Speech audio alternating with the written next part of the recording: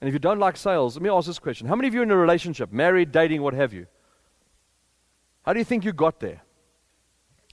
Don't tell me gunpoint, okay? So, how do you think you got there? Sales and marketing, baby. Like seriously. Now, some of you might have been single for a long time. There might be something wrong with your sales and marketing. Just saying. Because all sales and marketing is building relationship. Remember, it's very simple. We enter into a conversation, we ask questions, find out what the client's problem is or prospect's problem is, and give them a solution. That's the simple formula. The challenging part is we screwed up front. We enter into a conversation, we talk vehemently for hours about what we do, and then give the client and tell the client what they need to do. It's like going to a doctor and sitting across from a doctor. You go to a doctor, you've got some challenge happening for you, what have you. You sit across the table from the doctor talks for 10 minutes, gives you a prescription, says, go home and do this. You're like, or take this. You're like, doctor, I didn't tell you what was wrong. That's most business owners. How many of you have ever asked somebody, so what do you do, and you wish you never asked the question? Because they just, because when you talk, you cannot find out what their problem is.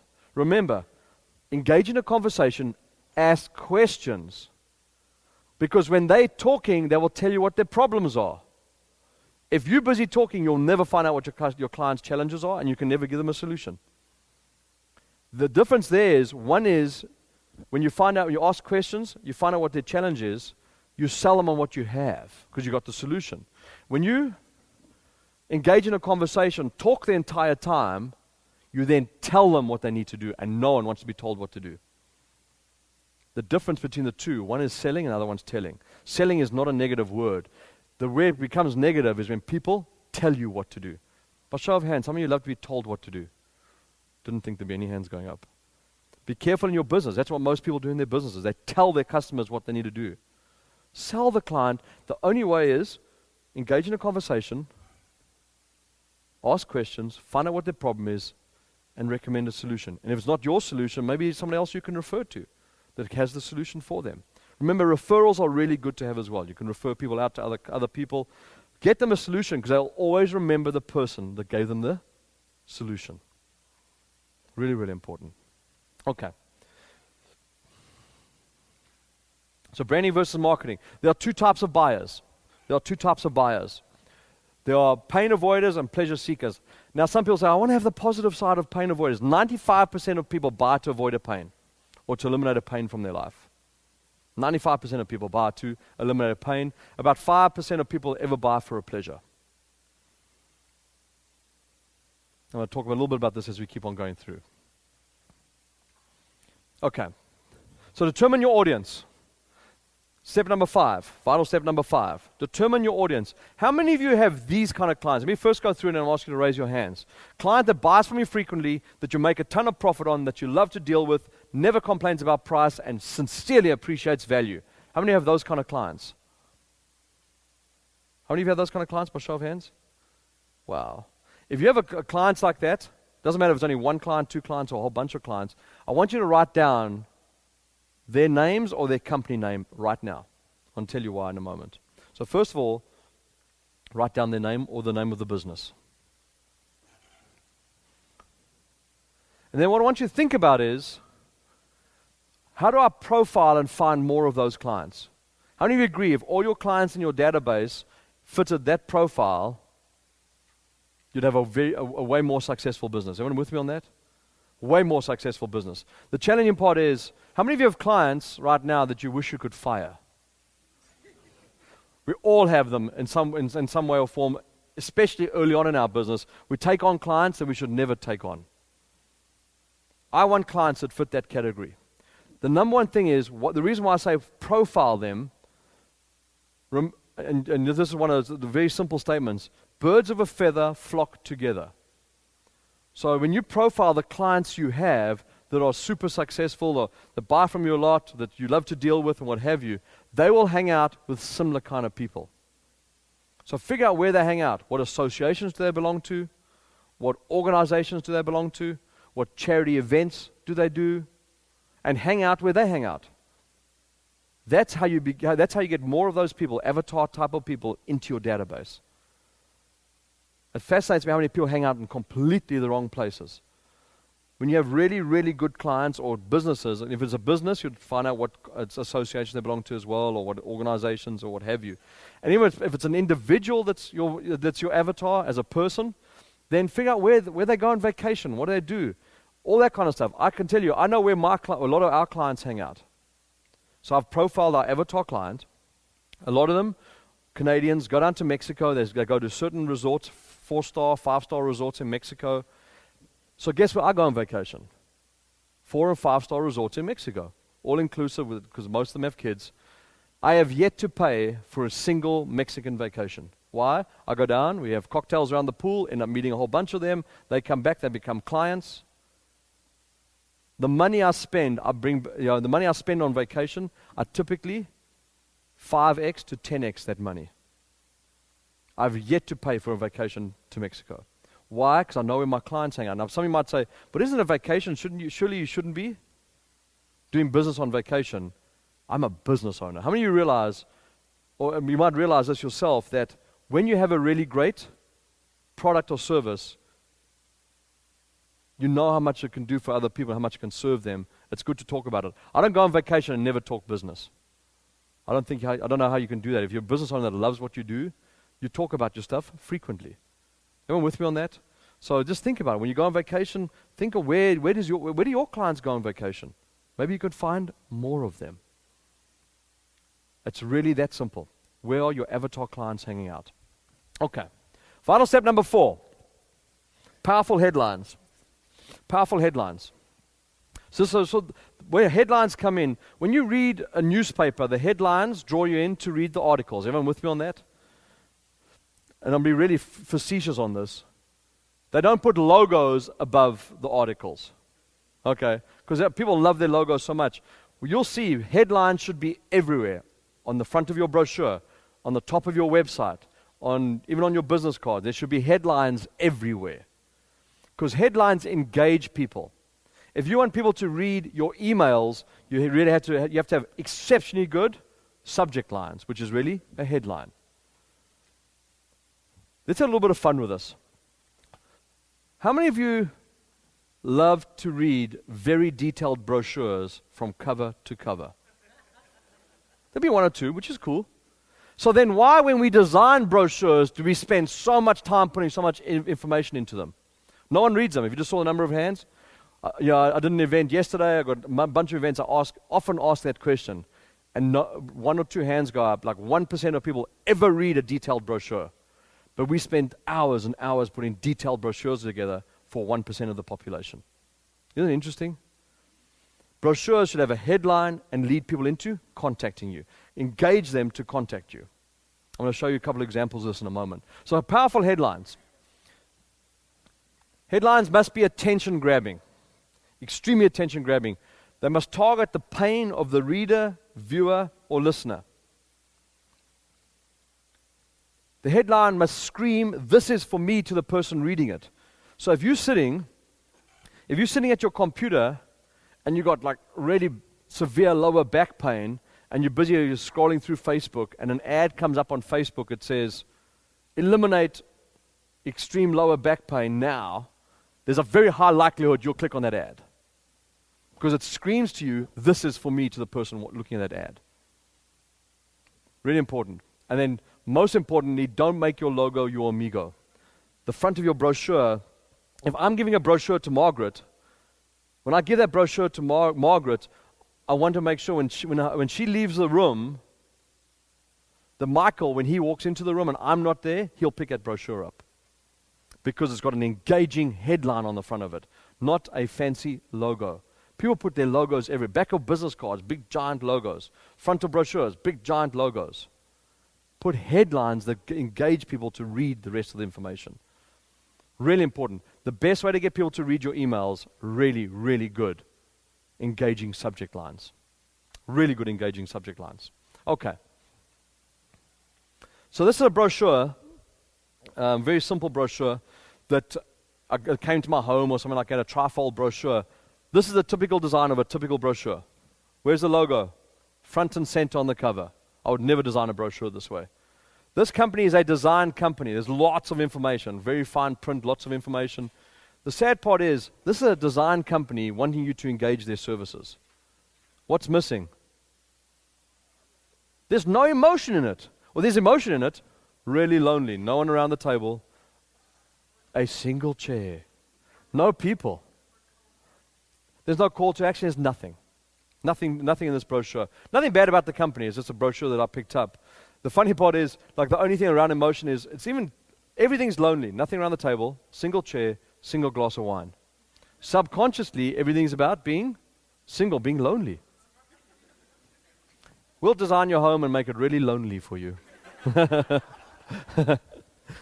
So, really cool. People don't think about this stuff. There's so much stuff. So should you want to put pictures in there and you're targeting different cultural groups, you have to have the different color skins and everything in the brochure.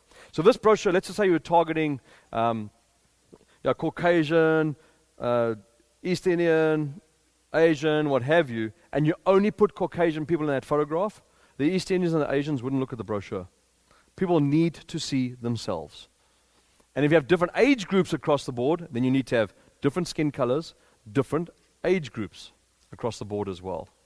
Really important when you put pictures in brochures, pictures on your website, pictures anywhere. I've seen people that, Colin, I'm targeting this huge, Toronto and the whole GTA area is very cosmopolitan. So you're targeting so many different cultural groups. And I see people on their websites use generic photos from like the different photo sources that are out there, and like stock photos and what have you, and it's all Caucasian people. You're crazy. You're losing a ton of your market. Because if your website's only Caucasian people, other people are going there, are going to see it and go, that's not for me. Even if they don't say it, subconsciously, it's happening for them. Really, really important around brochures. Okay, so let's go give you a brochure that we helped a client build. We had lots of fun with this. Really cool brochure. So number one, headline on the front. Take control of the wind, sun, rain, bugs, maximizing your indoor-outdoor comfort. This company does roll screens, roll shutters, awnings, canopies, what have you for your patio. Really good. Energetic photo down the bottom of an awning. Bottom line though, we still use the logo, but it's down the bottom. Still use the logo, it's down the bottom. Really good from a branding point of view. Because when you read, how do we read in North America? Left to right, top to bottom. What do you leave off with? The logo. Really good branding. Really good branding, subconscious branding. This brochure, very simple. Another headline as you open it up, just pictures of the products, and then under the products, just testimonials. That's it. Nothing fancy. This brochure took this company, they were doing about $180,000 a year. They've been doing it for about 3 years, 180, 185, 100, whatever it was, somewhere between $180 and $190,000 a year for 3 years consecutively. They came to me and said, Colin, they didn't have this brochure. I showed them how to do the brochure. I showed them how to do trade shows differently. We took this brochure to a trade show. Their first year working with me, in 12 months, we took them to $733,000. The next year we went to about 1.5 million, and the third year we sold them. We sold the company to another company. It is all about doing your marketing, understanding what your branding is, and then understanding what your marketing is. Really, really important. Remember, and please make sure you write this down, if you are not measuring it, it's not marketing. Oh, Colin, I'm doing marketing. What's the results? I don't know. That's not marketing. That's a hope and a prayer. If you're not measuring it, it is not marketing. Really, really important thing. And maybe put a block around it so you never forget that. You have to measure all your marketing. Okay, let's get to vital step number 3. Vital step number 3. How many of you are learning something this afternoon? Beautiful. Okay. We've got a little ways to go still. Vital step number 3. Advertisements. How many of you have ever done advertising before? Kind of print ads, banner ads, what have you? Haven't done advertising? Sadly enough, for most people to do advertising, this is what happens when they do advertising. And really sadly, this is where the money goes. Down the toilet. Because of the following key characteristics. I'm going to give you some really key things you should be doing around advertisements. What do you think the most important part of an advertisement is? After what you've just learned. What do you think it is?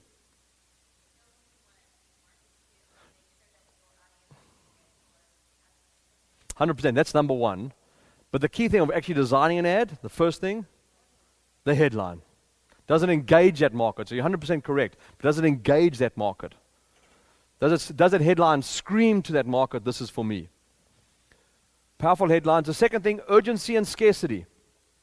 Cannot stress this enough. You need to have urgency and scarcity in all the stuff that you do as well. Remember, urgency and scarcity is just there to stop procrastination. That's all it's there for.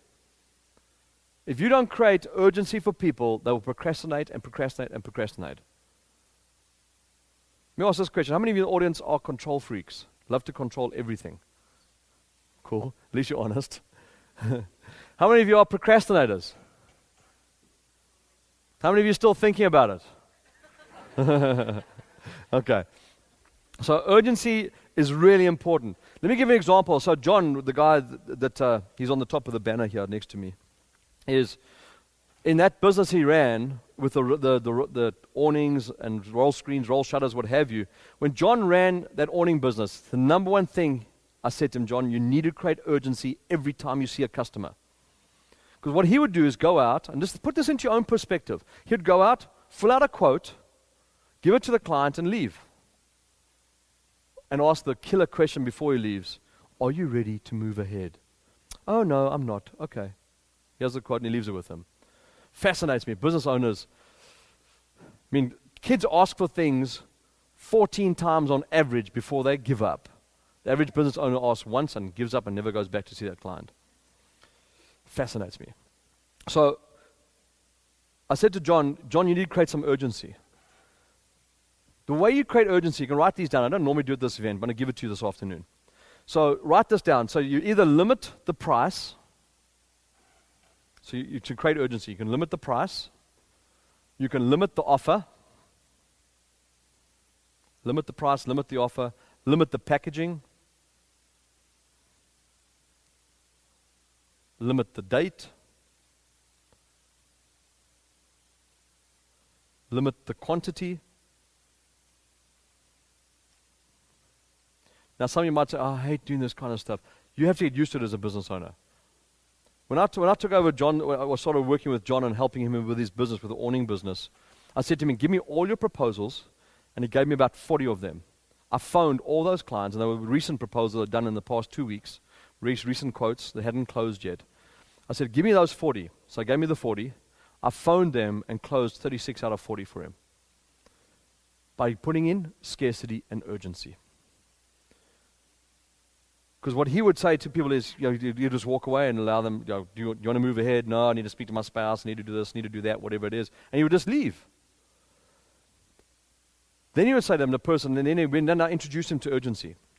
So one of the key things, and remember, urgency and scarcity needs to be done from a place of integrity and honesty. Don't play games with people. I disagree with what people do out there. Like, they make up stuff on the fly just to get people to buy something. Be very careful. People catch you, you are done. And they speak really quickly, especially with social media. So the urgency here would create is like, you know what? You'd write out the proposal, let's say for a 20-foot awning for somebody's patio. And you'd say to them, okay, that 20-foot awning, I have limited stock of that awning here in the country, because all this stuff comes in from the Netherlands. You'd say, I have limited stock. If you want one of those awnings that I have in stock, I can come and install it for you within the next 7 days. Once those ones in stock are gone, it's 8 to 12 weeks before the next shipment arrives from Europe. If you want one of those awnings right now, I need a 50% deposit. People would be like the road runner. Go get the checkbook and give him a check for 50%. Why? Because he created urgency. How many coaches in the audience? Any coaches? The saddest thing I see with lots, I'm not saying your proposal like this, I often see with coaching proposals, and you can put this in your own perspective as well, in your own way of thinking about it, is they write a proposal for a client, and then at the end it says, I trust my proposal meets with your favorable approval, and I look forward to working with you and moving ahead at your convenience. Seriously. There's no urgency in that. The person, then you're like, well, no one ever seems to phone me back. The final paragraph in your proposals should be, whatever it is for you, you don't make this up, this has to be completely genuine. I work on average, at any given time, I work with 5 amazing people. whatever it is for you. I've worked with 5 amazing people because I want to give you the best quality service and make sure you get the results that you're looking for. Right now, I have 2 spots available. If you want one of them, call me immediately, as they will go quickly. Your frickin' phone will ring so quickly, that person will give you their credit card and you move them ahead and you serve them. There's nothing wrong with it. If you believe in what you have is the right thing for that customer, you're doing them a disservice by not creating urgency. Everyone with me on this? Completely different way to look at sales. Now, some people said to me, I got asked this question yesterday. Well, Colin, what happens if you do more than 5 clients or more than 10 clients? Then don't put a number in. Just say, I like to give the best quality service to my clients, and right now have 2 spaces available. And if you want one of those spaces, phone immediately.